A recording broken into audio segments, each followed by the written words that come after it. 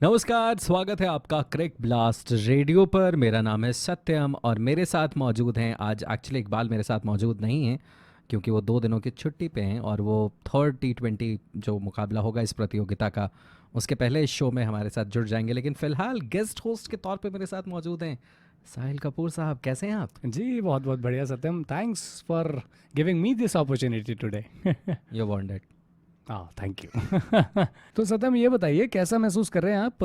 एक तो बहुत जल्दी फिर से आईपीएल स्टार्ट हो रहा है सत्यम, और यार इस बार बिल्डअप शो आईपीएल में, ये हर मुबारक हो। रोज़ आएगा। बहुत बहुत शुक्रिया साहिल, और मज़ा आएगा। हर मुकाबले से पहले बिल्डअप का एपिसोड आया करेगा। और जैसा हम इंडिया इंग्लैंड सीरीज़ के दौरान किया करते थे, हर मुकाबले से पहले आते थे और मैच के जिन पहलुओं पर चर्चाएं हुआ करती थी वही चर्चाएं दोबारा हम शुरू करेंगे अब आईपीएल में। पूरे मुकाबलों के दौरान ये वीडियोस आप तक हम लेकर आएंगे। मज़ा आएगा साहिल। बिल्कुल, आई एम श्योर। तो सत्यम, सबसे पहला मेरा सवाल, क्या प्रतिक्रिया है इस टूर्नामेंट को लेकर यार, और यार, स्पेशली ये पहला मैच? कोविड की वजह से पिछले आईपीएल के दौरान भी हम बहुत ज़्यादा श्योर नहीं थे कि सक्सेसफुल इसको ऑर्गेनाइज करवाया जा सकता है या नहीं करवाया जा सकता, होगा या नहीं होगा। बहुत तरह के सवाल थे पिछले आईपीएल से पहले। इस साल हालांकि होगा ये तो तय है, लेकिन क्या दिक्कतें आने वाली हैं हमें अभी ये नहीं पता है। ऑलरेडी प्लेयर्स पॉजिटिव पाए जाने शुरू हो गए हैं और अभी टूर्नामेंट शुरू भी नहीं हुआ है।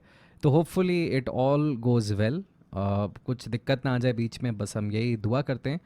और अगर बिना बाधाओं के ये टूर्नामेंट अगर पूरा हो पाता है साहिल, बहुत जी मज़ा आने वाला है।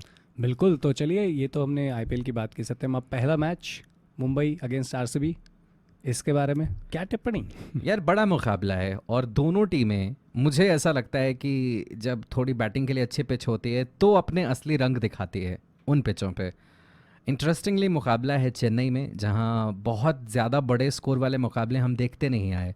स्पिनर्स का जलवा रहता है और एक्चुअली आईपीएल में सबसे बेहतरीन इकॉनमी और एवरेज स्पिनर्स की अगर कहीं है तो वो चेन्नई में है।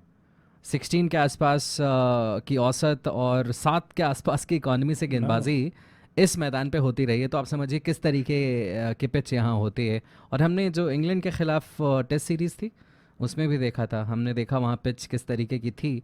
बहुत ज़्यादा कुछ अलग होगा शायद ऐसा नहीं है, और बहुत ज़्यादा हाई स्कोर मुकाबले हमें देखने को शायद ना मिलें। लेकिन दोनों टीमों के पास प्रूव करने को काफ़ी कुछ है। मुंबई शुरू में अच्छा नहीं खेलती है, पहला मैच हारने का रिकॉर्ड है उनके पास आई थिंक। और बैंगलोर के पास तो प्रूव करने के लिए बहुत कुछ है।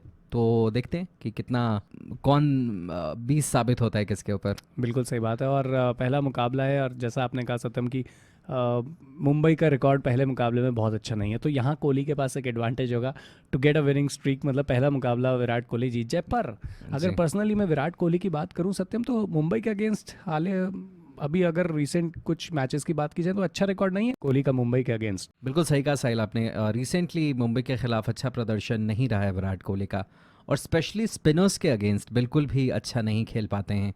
हाल के दिनों में अगर आप देखें तो विराट कोहली 2015 से 17 के बीच में स्पिनर्स के अगेंस्ट स्ट्राइक रेट था उनका 147 का, लेकिन 2018 से उनका स्ट्राइक रेट नीचे गिर के 117 पे आ गया है। कितना बड़ा डिफरेंस है, आप समझ सकते हैं। और चेन्नई में परेशानियां कोहली के लिए और ज़्यादा हैं क्योंकि चेन्नई में वो अच्छा नहीं खेल पाते हैं। और कोहली ने हिंट किया है साहिल कि इस साल वो ओपन कर सकते हैं।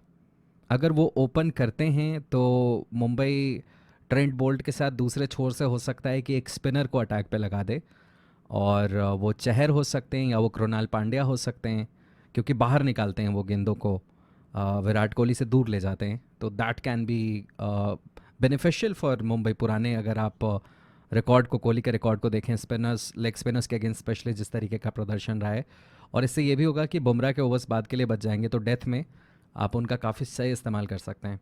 ठीक है सत्यम, बहुत अच्छी इन्फॉर्मेशन दी आपने। शुक्रिया। पर अब दोस्तों, वीडियो में हम आगे बढ़ें इससे पहले let's talk about our sponsors Satyam. दोस्तों, क्या आपको पता है कि आप स्पोर्ट्स के ज़रिए पैसा जीत सकते हैं? फुटबॉल, बास्केटबॉल, फार्मूला वन और साथ में और भी बहुत सारे स्पोर्ट्स, जिनके ज़रिए आप BC1X पर बहुत सारे इनाम जीत सकते हैं। सिर्फ 1X के पास है वाइडेस्ट लाइन, बेस्ट ऑड्स और फास्ट पे आउट्स। BC1X के पास है ई स्पोर्ट्स की वाइडेस्ट लाइन। डोटा, CS और ओवरवॉच, ये सब आपका इंतजार कर रहे हैं। इंतजार मत कीजिए, जो कमेंट सेक्शन में पिन कमेंट है उसमें लिंक है, आप क्लिक कीजिए, वहां जाइए, हमारे बोनस प्रोमो कोड का इस्तेमाल कीजिए और मजे लूटिए सबसे रिलायबल BC1X पर। सत्यम, बहुत अच्छी बात कही आपने, क्योंकि जिस तरह से आपने मेंशन किया कि कोहली ओपन करने वाले हैं, और अगर ऐसा होता है और अगर एक छोर पे ट्रेंट बोल्ट या बुमराह के साथ भी अगर किसी स्पिनर को लगा दिया जाए, तो ऐसे में विराट कोहली का विकेट अगर जल्दी मिल जाए तो आई थिंक मुंबई वो रिकॉर्ड जो पहला मैच हारने का है वो शायद चेंज कर दे। यार ग्लेन मैक्सवेल अभी इस सेटअप में नए हैं, जी। तो हालांकि वो कमाल के खिलाड़ी हैं, पॉइंट भी प्रूव करना है। पिछले आईपीएल में हमें पता ही है कि वो बिल्कुल भी अच्छा नहीं खेल पाए थे, तो इस आईपीएल में वो ज़रूर दिखाना चाहेंगे कि वो किस लोहे के बने हैं। तो उनके पास ज़रूर अच्छा प्रदर्शन करने का काफ़ी मोटिवेशन है, लेकिन अभी हमें नहीं मालूम कि वो कैसा प्रदर्शन करेंगे, फॉर्म किस तरीके का होगा इस साल।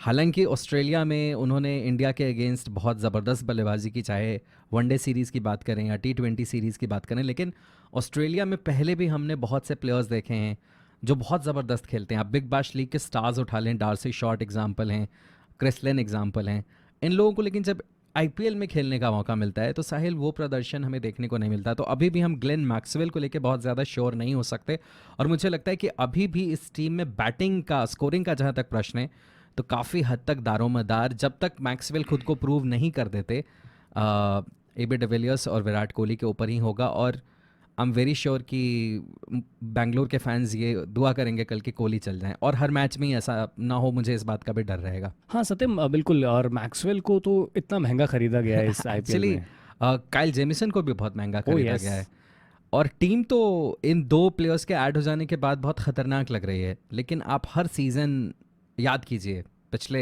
मुड़ के देखिए, हर सीज़न से पहले हम हर बार यही चीज़ कह रहे होते हैं कि ये बैंगलोर की टीम बहुत धांसू दिखाई दे रही है, लेकिन एंड में फिर सट्टी साबित हो जाते हैं।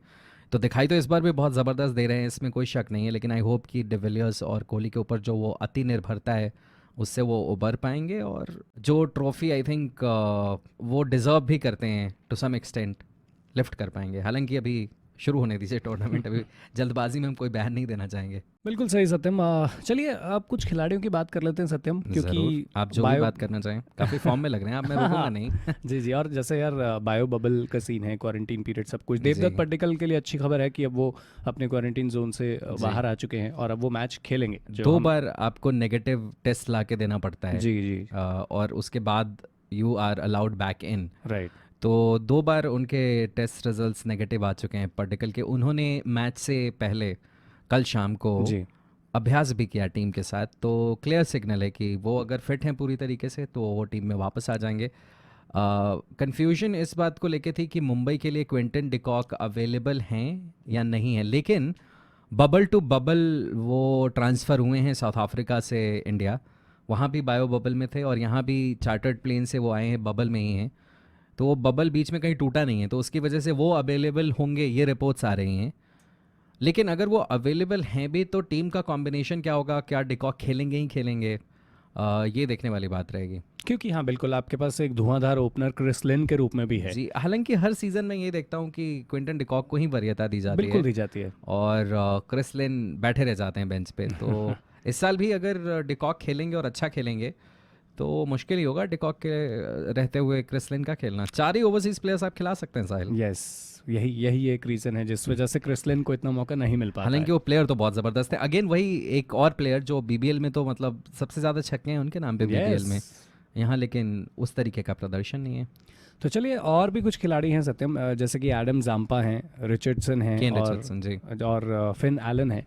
ये सभी अभी बायो बबल के अंडर ही हैं और Yes, शायद ये लोग और डिफरेंस ये है कि डिकॉक की तरह ये लोग अवेलेबल नहीं है सिलेक्शन के लिए, तो ये लोग अभी बायो बबल में रहेंगे और उसकी वजह से पहला मुकाबला जिन 3 प्लेयर्स का आपने नाम लिया है, 3 जी। प्लेयर्स रिचर्डसन, जाम्पा और एलन, ये Right. तीनों अवेलेबल नहीं होंगे सिलेक्शन के लिए।